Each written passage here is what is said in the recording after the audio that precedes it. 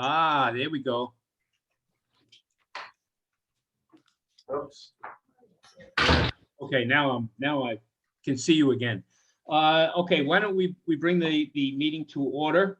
And let me see. My agenda says that the first thing on the agenda is to do the minutes, and I'm guessing that everyone has not only read the minutes but studied them thoroughly.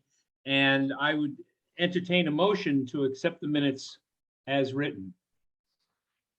I'll make the motion, Sterling. Thank you. And do I have a second? Seconding. Thanks, Ken. I have a motion and a second. All in favor? Aye. Aye. Anyone opposed? Thank you. That's been carried. And the loan committee charter. Who's going to work on that with me? That changed at all? It's not changed, and it's, as all of you know, this is part of the annual Authority Budget Office review of all of our policies, and Lisa and I recommend it along with Martha and Lauren for approval. I would just make one comment because we had a question in the governance nominating because there's no recommendation of how to choose the chair for this committee. And some of our committees charters, there's a recommendation, others there isn't. So it seems like it would be uniform, put them all one way or another is how the chair is chosen. I think the only committee that the board chair doesn't appoint is the audit chair because, or finance and audit, because that's stated in the bylaws to be the treasurer. So we should add that. Because, well, governance and nominating committee says that the committee chooses the chair. This one, it just says the board chooses the committee, but it doesn't say anything about the chair. So I think we could, I don't know, put it one way or another. Andy, can we take a look at that in advance of the annual meeting? Sure. Yep, no problem.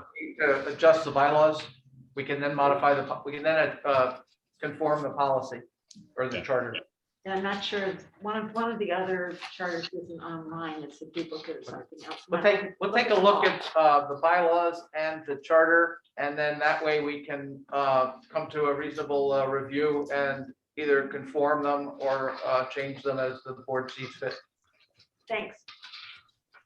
Okay, yeah, I very much agree with that. Certainly, the way I was chosen was, if I didn't show up for a meeting, I became the chair. So I think we should change that. Yeah, we used, I think on this committee for a while, we were going around, everybody took a turn too. I think that may be why the charter is silent on it. And also, we should probably in each case indicate what the policy procedure should be if the chair is not able to attend the meeting. Okay, so then do we want to hold the vote on this, or do we want to vote on it with the changes that Andy will recommend? If we could vote on it, Mr. Chairman, then we should should file it with the state and amend it later. That sounds good to me. I will ask for a motion, please. Motion. And do Seconded. I have a second? Aye. Second. Thank you. And all in favor? Aye. Aye. Anyone opposed? Okay, that's been taken care of. Thank you. And 2021 discharge duties. Lisa has prepared and included in the materials a list of activities that the committee has discharged during the course of 2021. Again, to approve to report to the Authority Budget Office. Fine. I'll make Do a I have- motion. I'm sorry. I'll make a motion to approve. Thank you very much. And do I have a second? Aye. Thank you. All in favor? Aye. Aye. Anyone opposed? Thank you. That's been approved. It's worth taking note, Mr. Chairman, that this reflects that CEDC closed 24 loans totaling $535,400 and provided technical assistance to over 80 small businesses. And we would like to recommend that we acknowledge the great work of Martha and Lauren and Lisa and Kat in connection with not only dealing with the intake and applications of those loans, but the underwriting and approval, booking and monitoring and tracking. And that's really an incredible amount of loans. And with the additional $400,000 that we were recently notified of, that the SBA is going to grant to us, the loan fund will be at $3.2 million. Thank you very much. And I agree with everything that you said about the staff that has been working on this. Unfortunately, fortunately, I think we all know about it.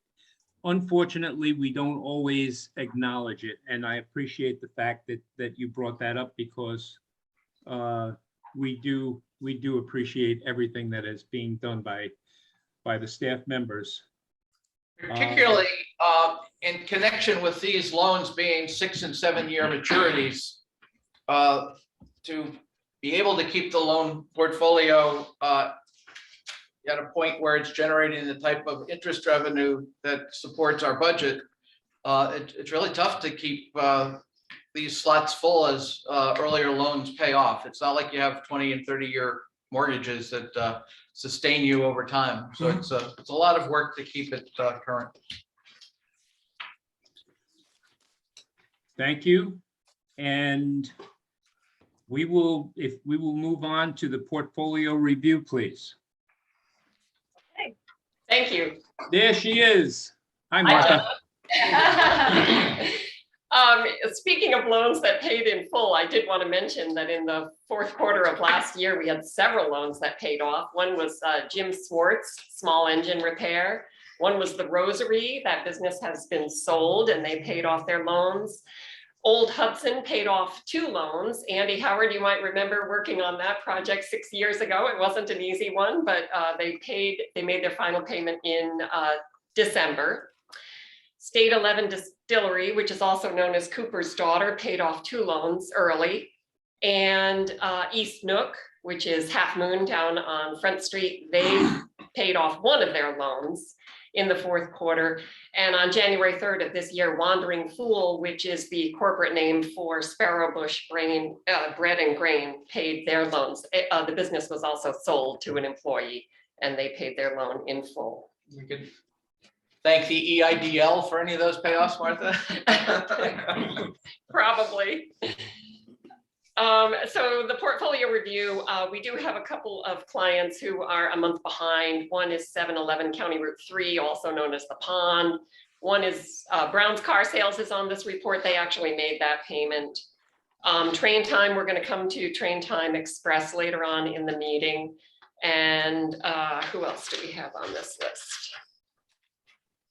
Alula Woodworks, and I have been in touch with the owner and we're expecting a payment from him as well. Well, Martha, what about the other ones? I beg your pardon? I was curious, you mentioned that the last one that you've been in touch with, and we're going to talk about Train Time, but what about the other 7-Eleven? Have you been in touch or? Oh, yes. Oh, yes. Okay. Lauren and I paid a visit to 7-Eleven in November, and we're hoping they can get caught up. It's a very difficult time in the hospitality business, as you know. Yeah, yeah. Okay, but it hasn't been that they've just gone rogue, that they're in some kind of communication with us. Correct. Yeah. Okay, yeah. Okay, are there any other questions about the portfolio review? If we don't have any, I will accept the motion to approve the portfolio review. So moved. And do I have a second? I'll Second. Fine, thank you. And all in favor? Aye. Aye, and anyone opposed? Okay, that's been passed. Thank you. Approved. And, oh, Now we move on to Bannock's. Yeah, if you hear that voice that I have, it's, I don't know, it's just a tough one for me to even think about. Yeah. Okay, so Lauren, is this yours? It is. I'm going to speak about this. Thank you. Thank you. So Tomas Bannock is starting a pet cremation business. Tomas originally came to us last spring after he'd worked with the Ulster SBDC. And the ask last spring was for more money. He had not yet gotten his approvals from the town of Catskill. And at this point, he's scaled things back. We tabled the project with him last spring. We didn't put it in front of you. We didn't feel that he was really ready. But he went back. He worked a bit more with Brian Zweig on his financials, tightened up his business plan a bit, scaled things down. He's starting a bit smaller. He will be focusing at least the first couple of years on veterinary clinics and animal hospitals, as well as residential homes, pet owners.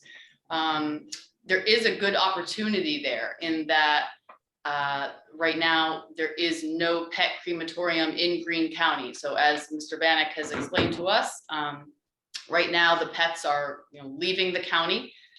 He sees a business opportunity. And he also is, he right now already is a representative and a distributor for Incinerate, which is this manufacturer of kind of clean, green incineration products. So that adds an additional revenue stream to his business. His financials are solid. We've done our own analysis here as well. Mike, Martha, and I kind of went over the numbers many times last week. And, even at 50% of his adjusted, if 50% adjusted revenue, he can break even. That's without reducing any of his expenses.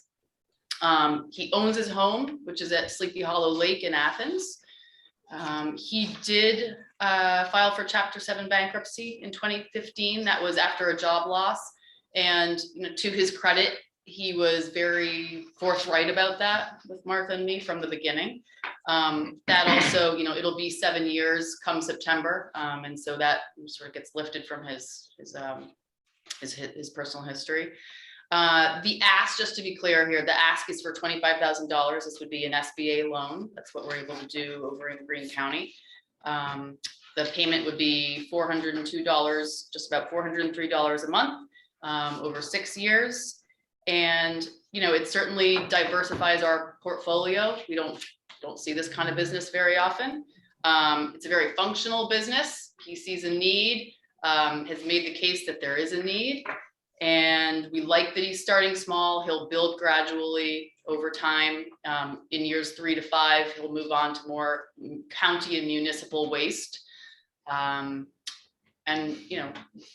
we'd like to make this loan if you all agree with us. One question. He mentions that there are no crematoriums within so many miles. Doesn't Dr. Jenkins do that still? Well, there may be some veterinary clinics that kind of do it on their own, but there's no actual kind of pet crematorium business over there. There is in Columbia County. There's a business over in Ghent called Sienna Sky. Okay. All right. Was Sienna Sky, was that formerly Buddy's place? That was, Okay, yes, and But then they locations. rebranded, and I think there's been a transfer of the owner. okay, that Buddy's was my place. question. I was wondering if Buddy's place went out of business or if there was, okay. Yep, Sienna It's Sky. not And the the- same, it's not the same woman. No, I know Right. I know who had Buddy's place, and I know she wasn't doing it anymore. I just didn't know if she went out of business. And so that business is doing well, I assume, and I don't know, From I what we had quite a know. bit of experience with them. I had a Oh, desperate you year did? last year. But then I understood the last drawing we had, the vet said we had to send the what did it buy, down to Long Island for cremation. Okay. So I don't know if she was closed for a while, back and forth, but it's definitely a big business and a necessary Yeah. business these days. People want this service. People want it, they want transparency, they want compassion. I think there's been a lot of kind of times in the past where they haven't experienced that, and Right. Tomas is aware of that, and that's what he wants to offer. I didn't know if he was gonna offer singular, where you make sure that you get the ashes of your He does, he pet. will offer that. And You I can didn't opt see- for that, or it could be part of a sort of a group where maybe you say, I don't need to have, the exact ashes back And I to didn't me. see any place for an office on site, like. where- He will not have a place on site where people come in, and that actually helps kind of keep his expenses down. It's Yeah. really just gonna be a site where he has the incinerator and his freezer, and just exactly what he needs to take care of that business. I have, can you all hear me? Yeah. I have a few concerns here, and I'll just kind of run through them, and then Lauren, maybe you already know the answers to some of this. The first is that I don't quite follow his budget, because it's not making sense to me. He talks about these numbers, which are 100,000 in his own owner equity, and then a huge number for working capital of 90,000, which is sort of like, I don't know, to me, like paying himself, because his numbers seem to say that from day one, he's making $11,000 profit. So on top of that, there is this, what appears to me being a huge number for working capital. Also, I don't see an itemization of the equipment that he's purchasing for 50,000. And it's a little confusing because he talks about 40,000 already made for a car, for a truck and an industrial steamer. But in the same breath, he's saying that he has a loan for 35,000 of the 40,000. So it's not cash that he's taken out of pocket towards that piece of equipment. I just, it's not, so that's the thing. These numbers and the budget are not making sense to me. Second issue that I have is back to that issue of, he doesn't have a site. He doesn't have, he advertises that he's going to service veterinary places and individuals as much as possible, but there's no site. So in the middle of the winter, somebody's going to come and identify him as a great resource to cremate their beloved cat or dog in the middle of winter with no place to sit and no place to be indoors. And that seems to me, I don't know, kind of antithetical to what was going on, for example, at Buddy's place, where I was many a time. The third issue that I have is his forthright,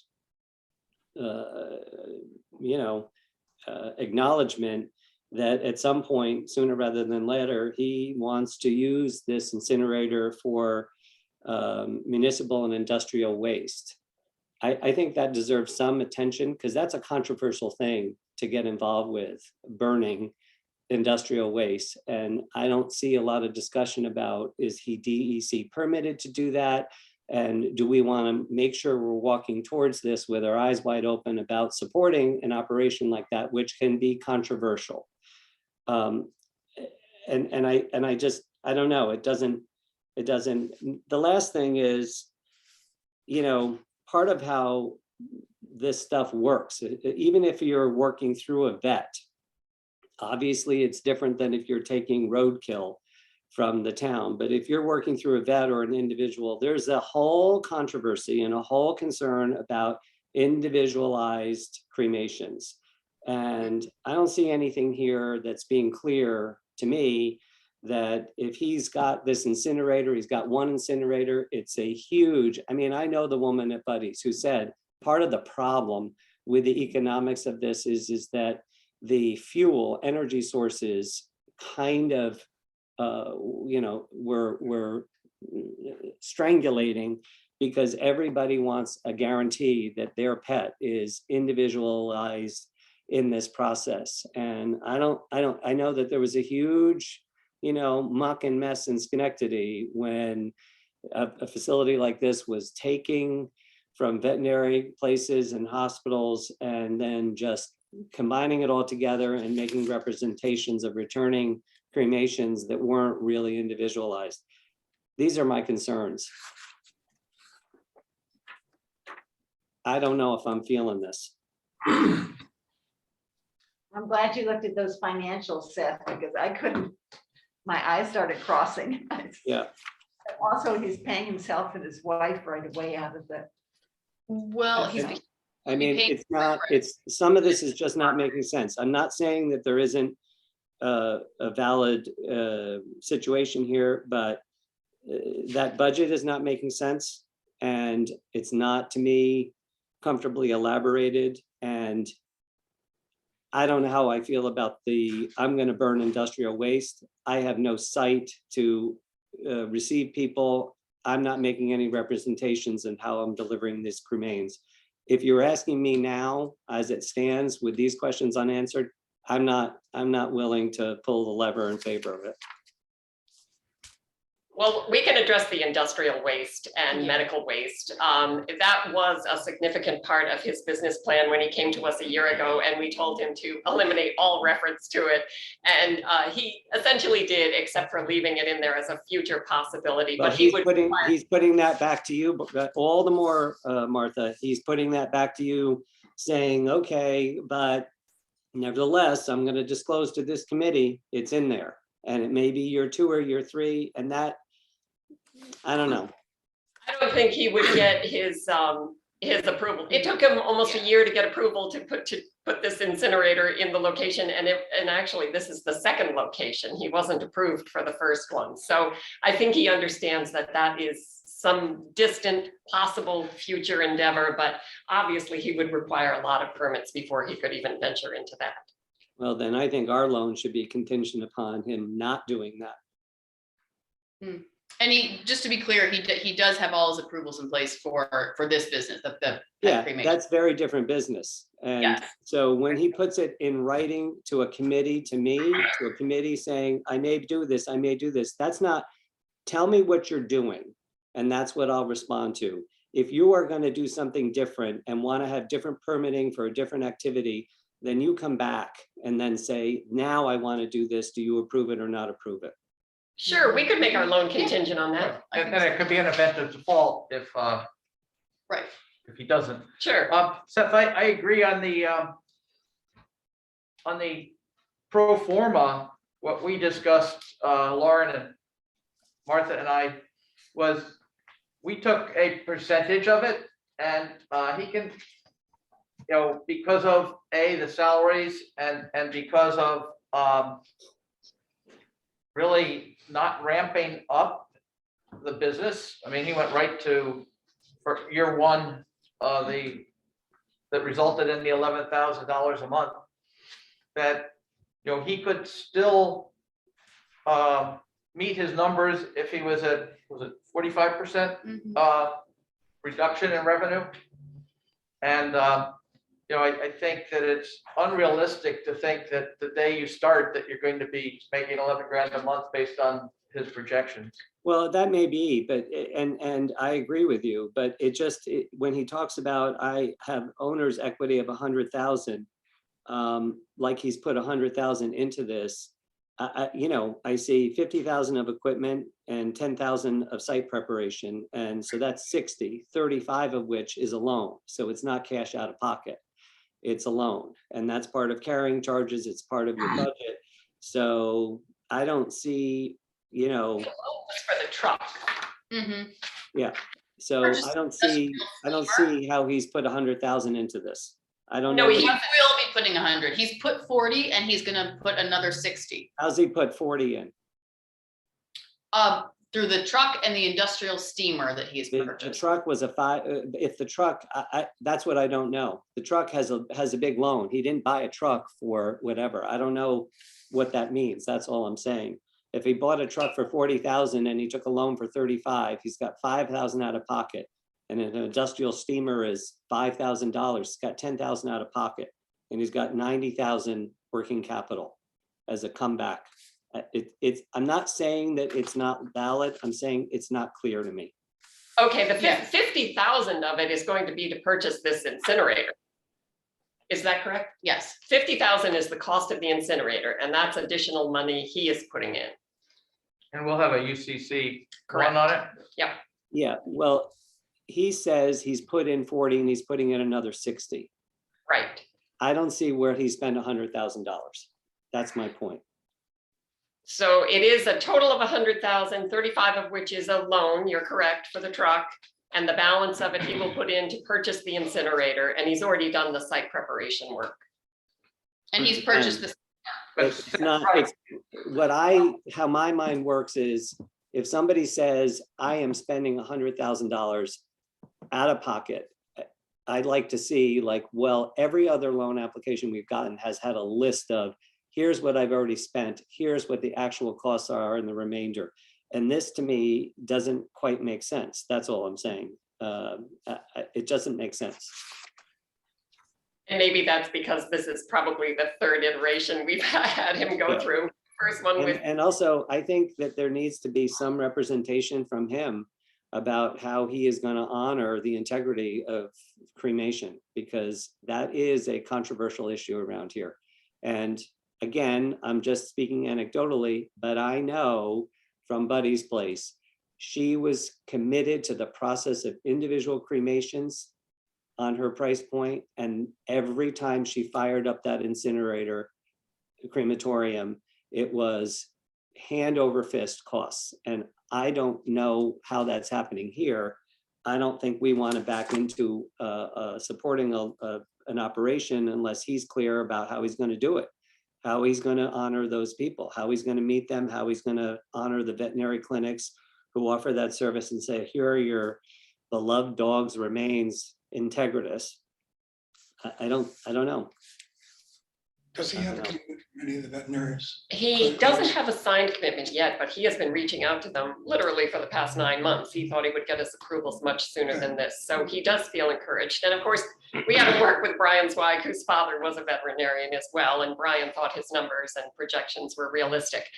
I did look at his website, but I don't recall if there was a statement regarding that specific issue, Seth, but we can ask Yeah. him. And I know that he'll offer, the option for it to be individualized or not. And with that, if it's December, how's he going to meet somebody? He's just going to meet him in the parking lot?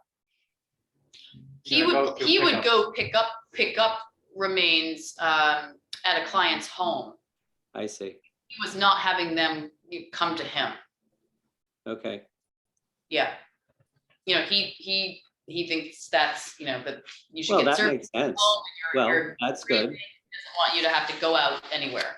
Yeah, okay. Well, What's that makes sense. Animal cremated. It's been a long I think time. for the since- for the residential, it was like 250. Yeah, 250. 250. If you're just a pet owner calling from your house. Yeah. Well, those are my concerns. So, I mean, I defer to the rest of the group. I think the reputational risk issue is something that we really need to get a handle on with him. Yeah, It is something we are looking to do because we do have an obligation under our SBA microloan intermediary charter to do loans in Greene County. And, but, as you point out, there's a funeral home in Amsterdam that's getting a lot of bad press right now. You wouldn't want to be the pet crematorium that gets similar criticism. And I think we do need to question him about his practices in terms of the ethics of the business. can we table this for a month? Is there a timetable? He's eager, of course, because he tried to start this last year, Yeah. but I think we have valid questions and it sounds like we need to get them Well, answered. Yeah, I just wanted to say, in light of what Seth had brought up, the burning of industrial waste, like, I think moving forward, we're talking about being more green and eco-friendly and stuff as an organization, and I don't think burning of any industrial waste should be in our portfolio. He thinks this is the greenest incinerator that is made on this earth. He imports them from Great Britain. We can give you all the stats on that, but yeah, he thinks this surpasses any other disposal that exists currently. But Again, he doesn't have I any just think permits the to burning do of it. industrial waste is just touchy. You should just avoid it. I really think he's talking about medical waste, but Yeah. Yeah, maybe. you could this is a very small clarify that. container, so Okay, it's, you know, Well, you should get then definitions like really sure. I mean, clarified. initially, when he was asking for a larger sum of money, he would have been able to take horses and large farm animals. With this container, I don't think that's a possibility. It's gonna be pets and small roadkill. But if that's perfectly fine, Martha, but in my opinion, if this whole goal is a pet crematorium, great, then, you know, say what you're applying for and don't sort of throw in, and I might do this, and I might do that. Then if you want to do that, then you come back, because my guess is if he came back with the request for industrial / medical waste and said, but the container is small, I wouldn't vote for it, period. I think that's fine. I think we can put that stipulation in there. And I do think he has to clarify his budget. It didn't sound like he was gonna offer individualized cremations either. I believe he is. I believe he is giving. Well, he said he was. Place. Okay. Yeah. You don't have to, but you can. Other than that, the Lincolns and I enjoyed the play. Well, just Mrs. Lincoln. Yeah, oh, right.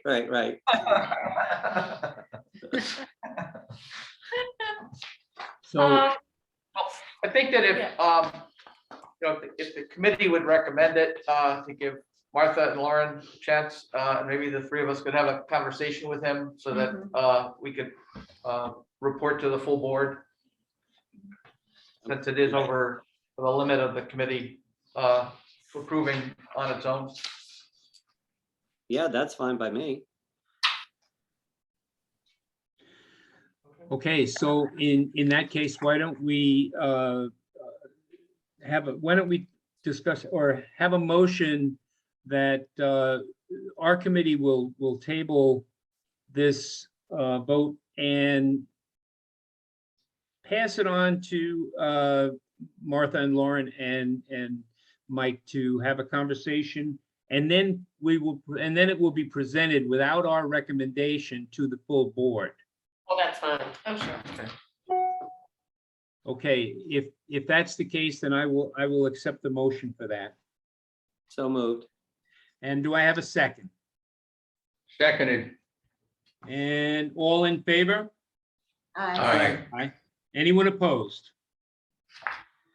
Okay, that's the way that will go. And Martha, we'll move on to train time, please. Oh, this one has been a trying loan, and you may recall we made this loan back in 2019, and they got started a little bit late in the season, but they were showing some success, and then COVID took place, and essentially all of the festivals and fairs they were hoping to cash in on were canceled.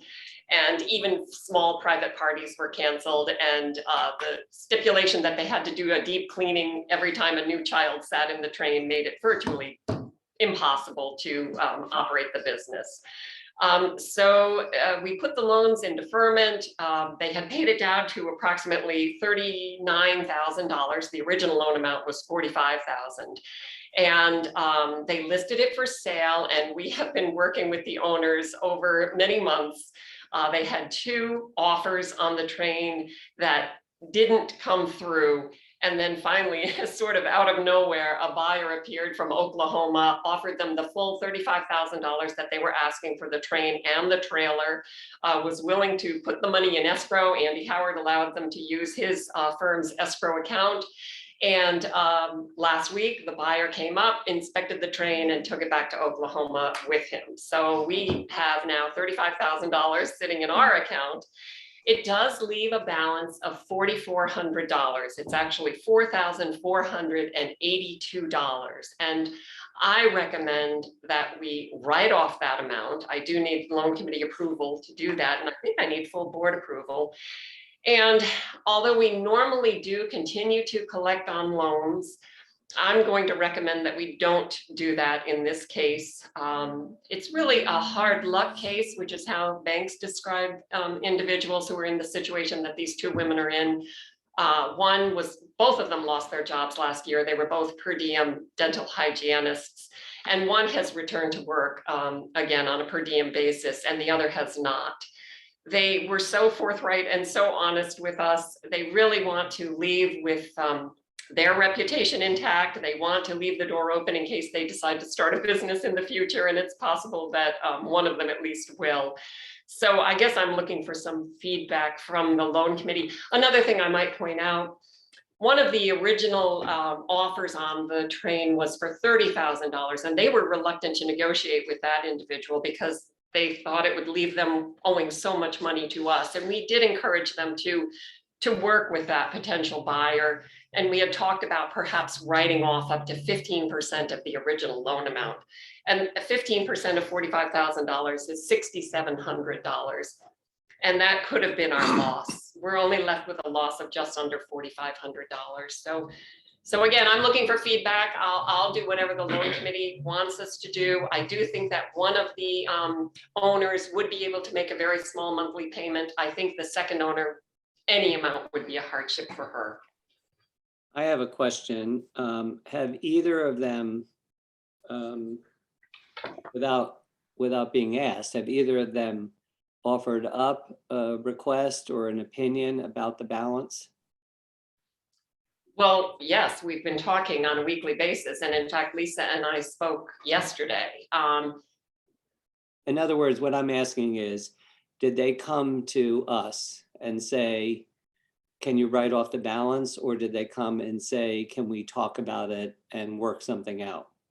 She'd like to talk about it and work something out.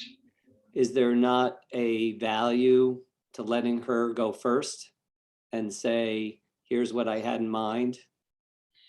Well, she did let me know that there's no amount that her partner Valerie could pay. And she let me know that $100 a month would be a hardship for her. We have another client who's making a $100 a month payment.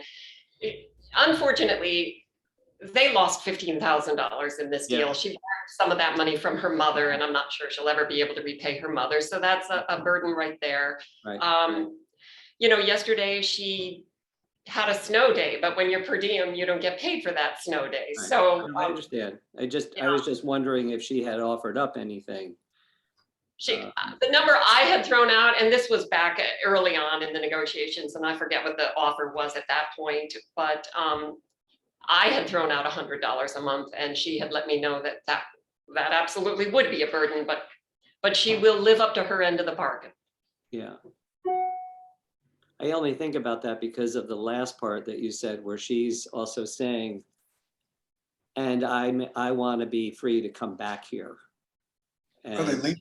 Going somewhere else? No, I think what she meant was she doesn't want this to be a black mark against her. She really values her relationship with CEDC. right. She took our micro business class many years ago. We might have even made another loan to her when she owned the old Chatham Country Store. I don't recall. I'd have to do some digging. Just hoping to part on professional and satisfactory terms on both sides. Right. I get what Seth's saying, but you've worked very hard on this. Well, I'd be inclined to recommend we write it off. I would too. I'll second that. I think they've bled enough. It was just so unfortunate, and we have that cushion. It's not like. Well, I think what they've done is they worked diligently to continue to market it and advertise it, and could have created a standoff months ago. And I think from my perspective, we have to be very, very careful about this as a precedent because of the fact that if people begin to feel that they can walk away from our loans that without consequences, that we could have some issues.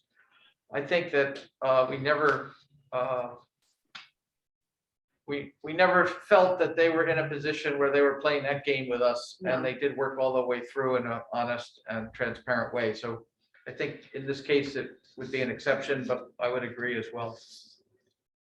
Frankly, I thought we were gonna lose more.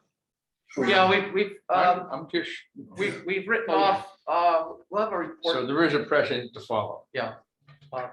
And we've also, over the last 5 or 6 years, we haven't had the losses. This group has written off, what, 400,000 on a hotel, and, I mean, but over the last 5 or 6 years, the write-offs have been de minimis. Okay, but of the 40, was it 4,400? Is that still left over? Yeah. Is any of that administrative fees or interest or anything? Is that all principal?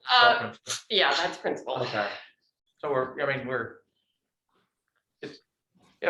it's not unlike the situation we had with the taco shop where, Martha again worked diligently with the borrowers, and we met with the borrower's mother, who was a guarantor. And, we got what, 95% on the dollar there, if not more. Yeah.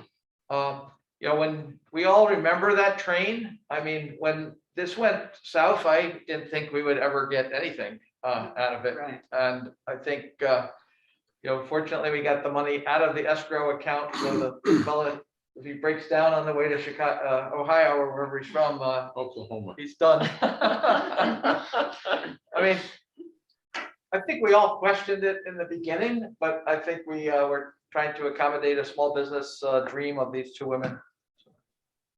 Yeah, Well, right, that was my feeling at the very get-go. And look, in terms of the precedent stuff, this is all very fact-intensive and specific. And I would think, knowing Martha, not false praise here, she would have no problem saying to a different borrower, a different client in a different situation, let's not talk about train time. You're a different entity. So that's not going to be binding on us. Sorry, for whatever reason. So, I just feel like the precedent thing, I'm not worried so much. It's if somebody,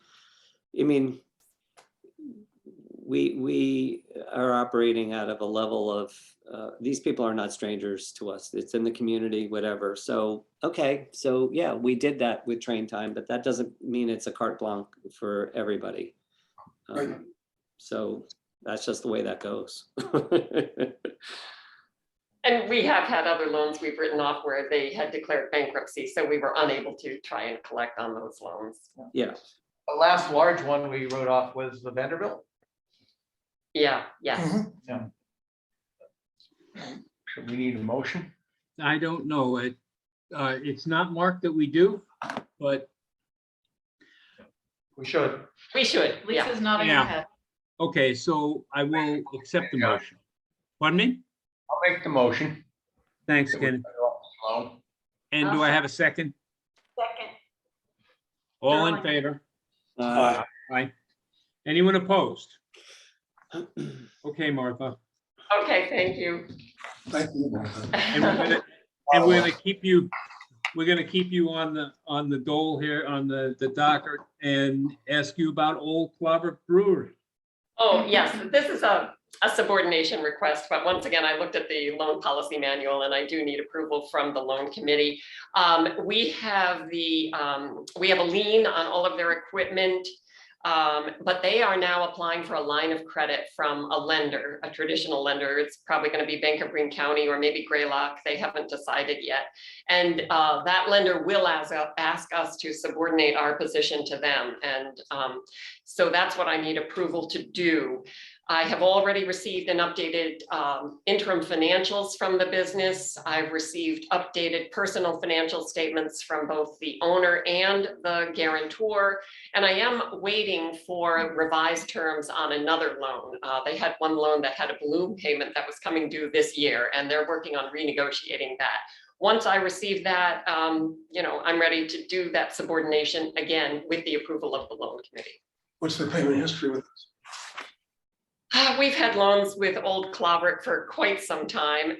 They've gotten behind once or twice. There was one time many years ago when they were first starting out that we actually used CEDC money to take them out of the SBA portfolio, but they got caught up. And we made them this loan back in 2020, I believe, right before COVID hit. So, COVID has slowed them down for a full year. They lost a full year. What's the dollar value of what they want to subordinate? Well, they're applying for $75,000 from a bank. I'm not sure they'll be approved for that amount. And the equipment is valued at $400,000. Oh, And we're at 45 or, well, no, let's see, we're at We have Yeah. two loans with it. 45 I see is one, and then Right. what's the other one? It was $75,000, as I recall. The other one is 25, I believe. Principal balance is 20. Yeah, why can't I find that? Is that an SBA? It is. Okay, so they're at about 70 total. Right. And if they get 70, so they're at 140, and they think that their equipment is worth about 400. Correct. Okay. Yeah.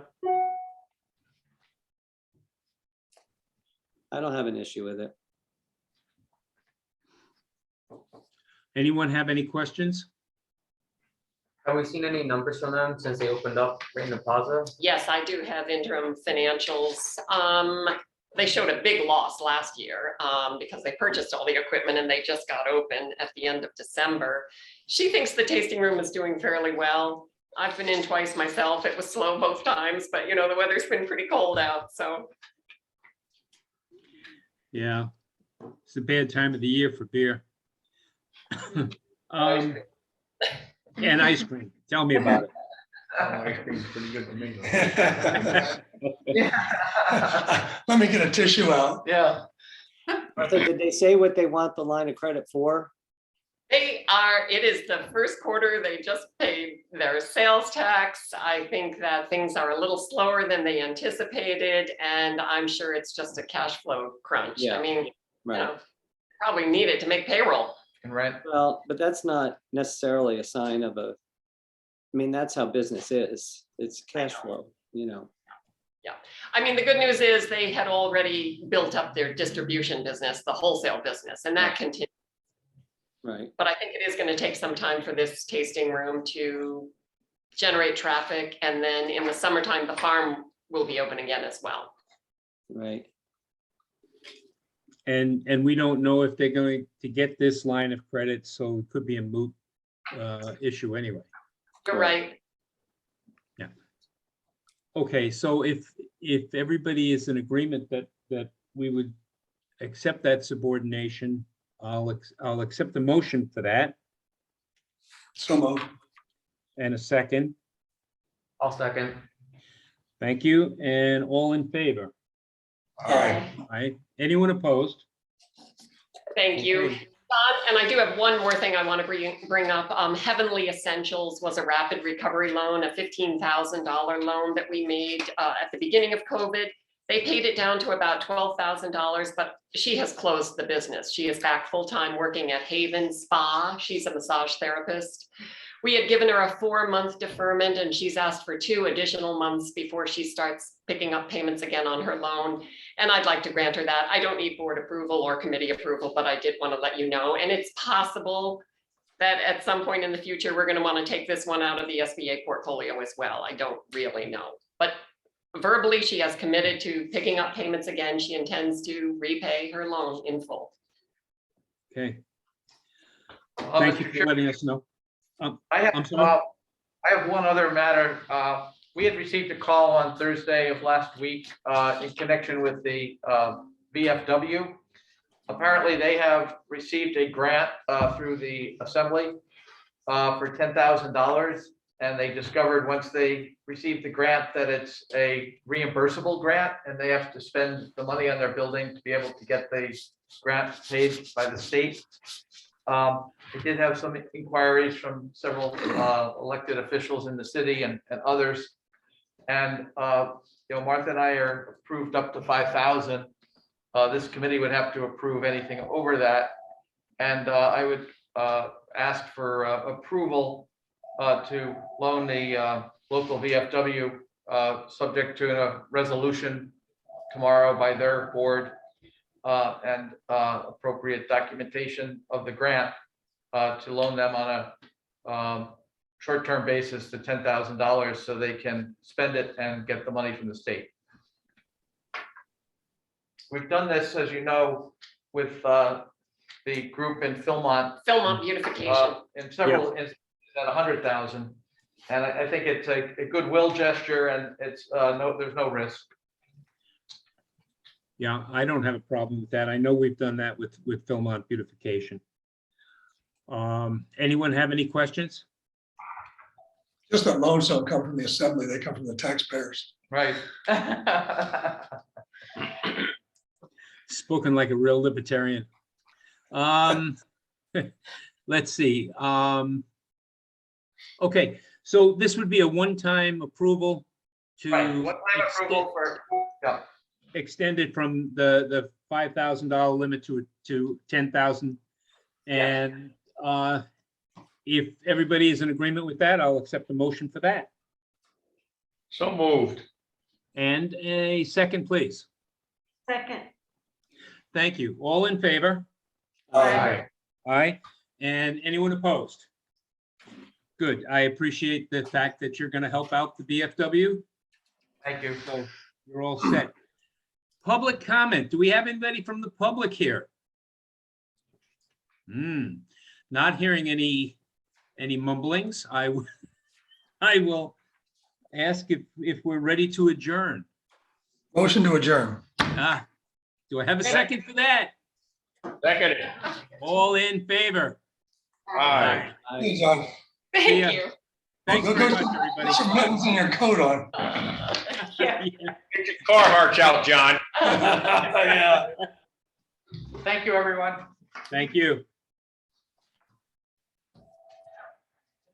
Really brilliant. Somebody to answer it. Here. Yeah. You interested in doing any indoor painting?